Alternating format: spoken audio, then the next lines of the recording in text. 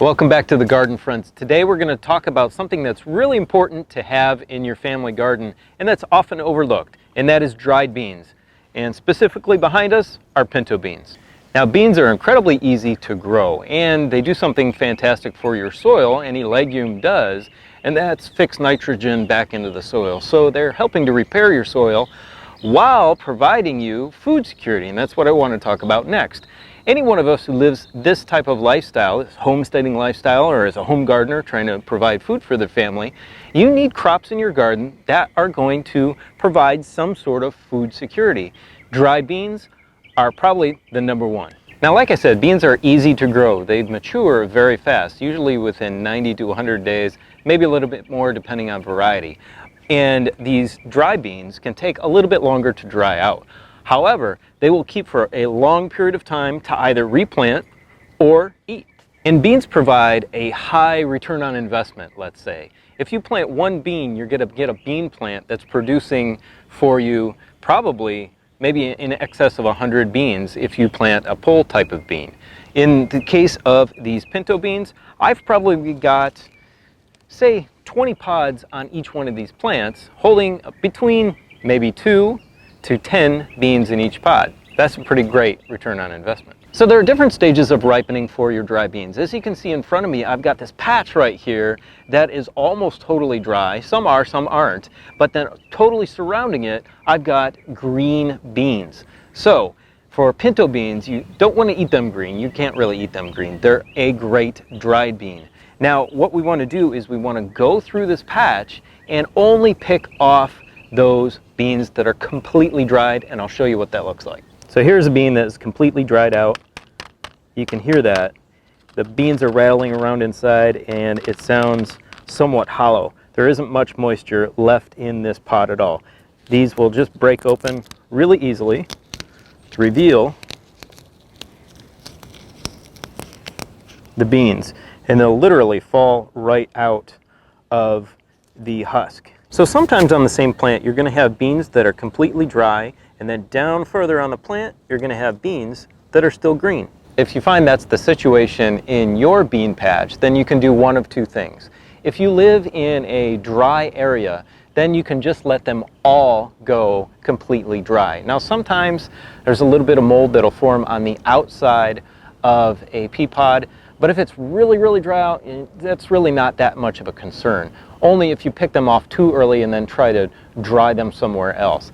Now, if you live in an area that's got a lot of moisture, say you're in the deep south, then you may want to pick the entire plant, if half of it's dry, and hang it up in an area that's covered with some great airflow to continue to dry there. Additionally, if you know that most of your beans are dry and they're outside, but you've got some nasty weather systems that are going to be moving in and you're going to get a lot of precipitation, then you want to harvest those early. Pick them out and hang them up. Let's take you over to the shop and show you how we usually dry beans out if we need to do it.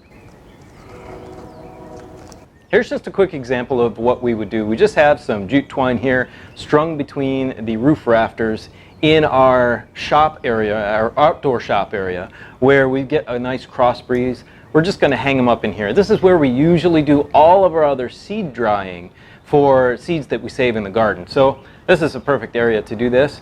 On this particular plant, there's some that are dry and there's some that are just got a little bit of moisture left in them. So we're going to leave these here for a week and they should be good. So you can see the different stages of maturity here. These are still almost completely green, but they're getting some purple striping in it. Here we've got one that's yellowing up really nice and it's getting even more purple striping through it. That's when you know they're getting really mature. But down here at the bottom of the plant, we've got some ones that are already dried up. That's why you have to go through and kind of pick things at the rate that they're drying, because over here, the plant right next to it, we still have flowers coming out and these small baby beans. Hey, we've got a lot more important information for you here on the channel. So go down below, hit the subscribe button, and stay with us here permanently. All right, let's get back to those beans. Now, personally, I don't mind shucking these beans. They open really easily and the beans just fall right out. But there's another method that you could use that's actually really cool if you're looking to save a ton of time, although it's a two-step process, and I'll show you that here. So that's essentially the pillowcase or plastic bag method. We're just going to throw them in a plastic bag or pillowcase and beat them on the ground until all the beans fall out. Now you can see when I open the bag, most of the husks are empty and the beans have fallen down into the bottom of the bag.